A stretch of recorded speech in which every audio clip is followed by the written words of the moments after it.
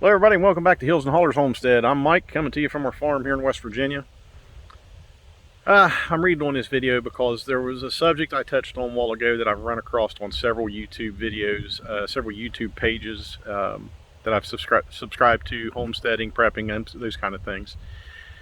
And there's a theme that seems to be pretty much saturating the community of prepping and homesteading and stuff like that. Well, there's a lot of people who seem to think that the potential for martial law or military occupation of the United States is something that could come down the line in the future. And all right, so I'm not going to dispel anything and just call it all hogwash and say it'll never happen. But honestly, I don't. That's something, if it's on my list of potential things to deal with or face in the future, that's going to be probably clear next to the bottom. I know I said in the last video that, just because it hasn't happened doesn't mean it couldn't happen, type of thing. And I'm just saying that the likelihood, I served for 12 years. I know my brothers and sisters of the military. I know, what values are taught, and how the Constitution in the United States Code of Military Justice is outlined there and everything. So, order or not, if it's an unlawful order, you don't follow it.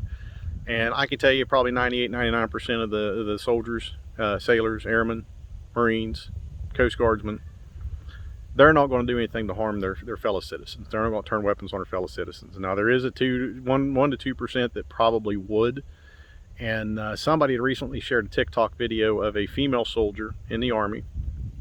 She was wearing a uniform, had her rank displayed. She was a staff sergeant, E6. So she's definitely in a leadership position as a non-commissioned officer at an E6. And she was gleefully boasting the prospect of turning U.S. weapons onto U.S. citizens in the event of martial law. And the statement, and I'm going to paraphrase here because I can't remember exactly what it was that she said, but it went along the lines of, so if martial law is ever declared and we pull up on your block and you're out past curfew, the advanced, weapons of the United States Army and the military and everything are going to be pointed at you, and I'm going to be the one standing there pointing, and I'm going, man, you don't say that kind of stuff. You're in the wrong country, sister. And that's just all there is to it. You're wearing the wrong uniform. You're serving under the wrong flag in the wrong republic, and you are on the wrong continent, because that does not fly here. And that just enraged me. And it wasn't one of those little, let's do this for fun and see what kind of reactions we get. She was true where she stood. And so political affiliation, political parties aside, when you take that kind of stance where you envision and relish in the thoughts of possibly being able to turn weapons towards or causing harm to United States citizens, man, I tell you, I hope her superior's seen that. I hope that she was, at the very least, demoted. More professionally, I'd like to see her completely demoted down to a private, forfeit a year's pay, and pretty much be drummed out of the military. And I don't wish bad things on a lot of people. I don't wish bad things on most people. Terrorists, child molesters, sex offenders, yeah, those kind of people, screw them. They can, but people like that too, you don't rank much higher. But there seems to be a theme along a lot of the homesteaders, a lot, not all, a lot of homesteaders, a lot of preppers and stuff like that, a lot of survivalists, the prospect of our own military occupying our country and stuff, and martial law and all this other stuff. And truly and honestly, there was talking a couple years ago about the United Nations coming in and pretty much taking control of the United States under martial law and everything. I guess when Obama was president, he was going to let him come in and disarm all of us. I'm going to tell you, yeah, I said in the last video that just because it hasn't happened doesn't mean it can't happen, type of thing. On my list of 20 things that we could potentially prepare for that would, disrupt our lives and, the America as a whole, that would be number 21. Because the likelihood of it, and simply because of this. Number one, we cannot control the weather. We cannot control natural disasters. We can't control, and face it, a lot of what we deal with and what we do face for prepping and homesteading is weather related events, power outages, grid down events, things like that. A big blizzard, a big storm or something like that knocks out power, knocks out communications, does this, does that. We can get by with that. We can get by that. We can survive that, usually with little hardship if we're prepared. That's the key, is if you're prepared.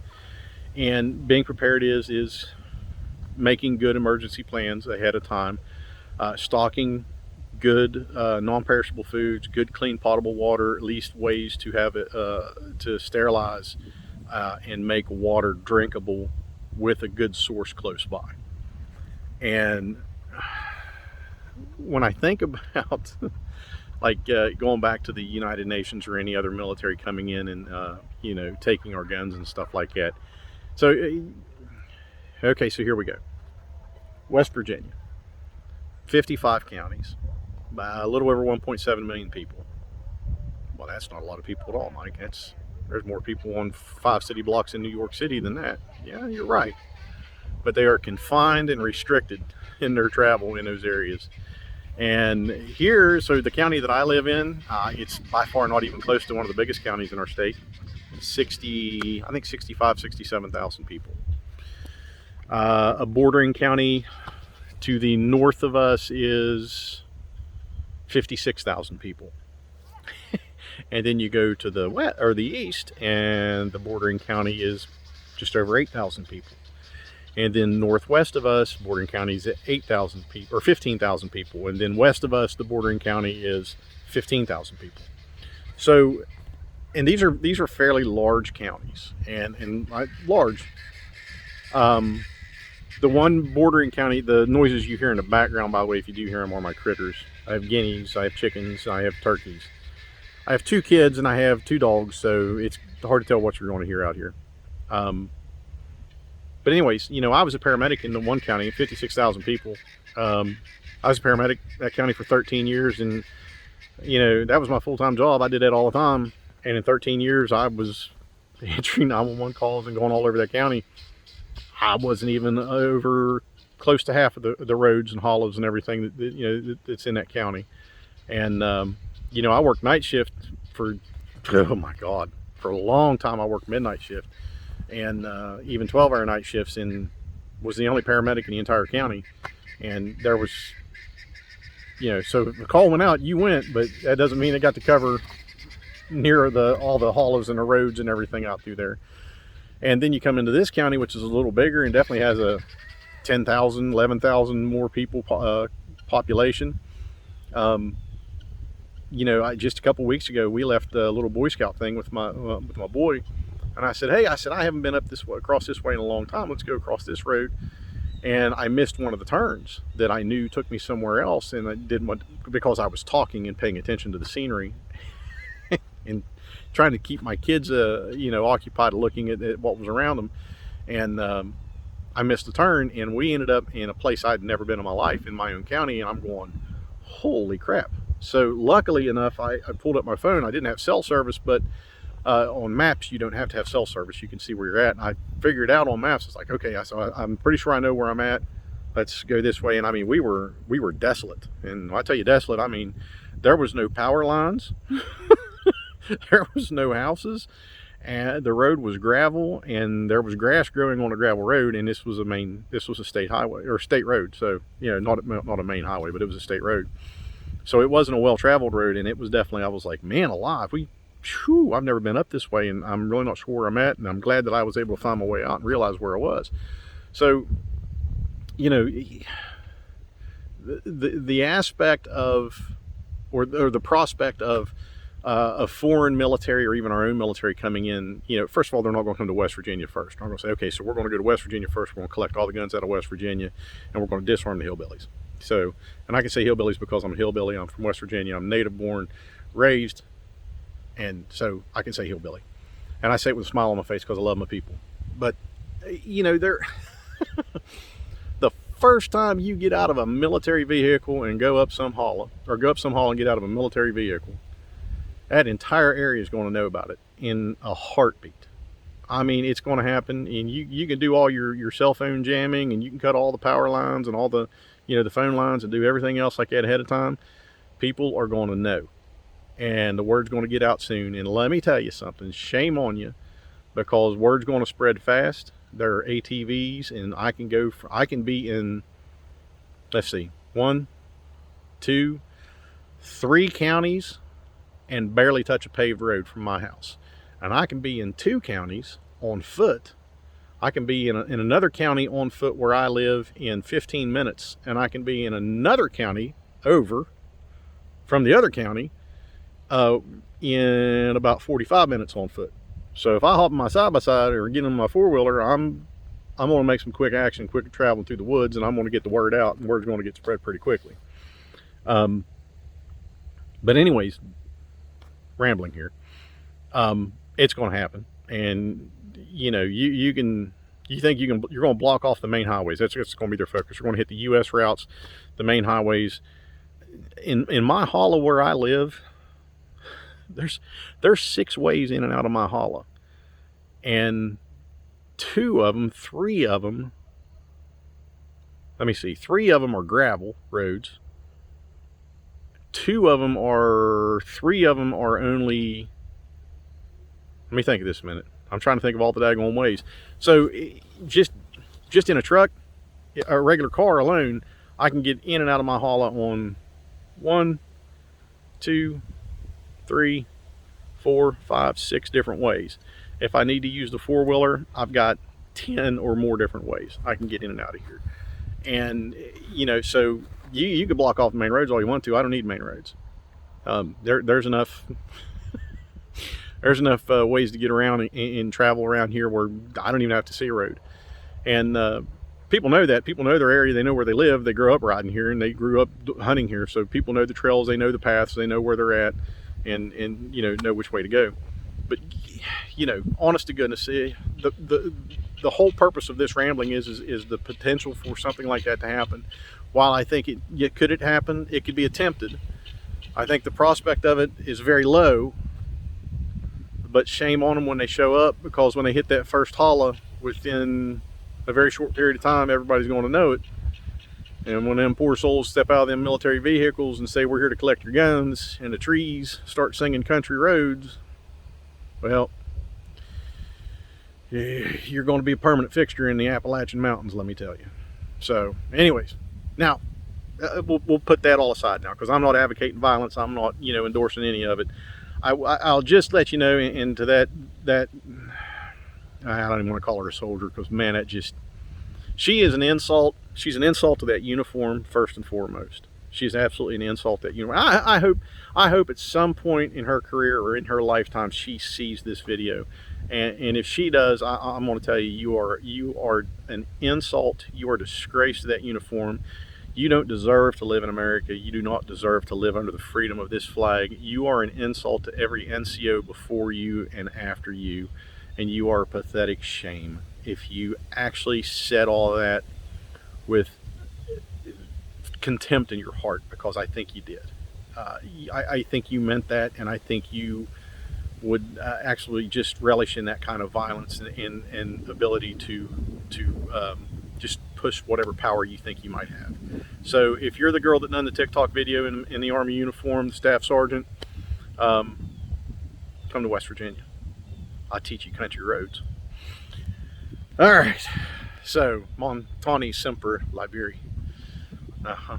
Anyways, all right, so back to this. A lot of focus here on Dollar Trees and Dollar General stores and stuff like that, shelves being bare. A lot of people do a lot of shopping for preps and stuff like that at these stores, because they tend to have lower prices.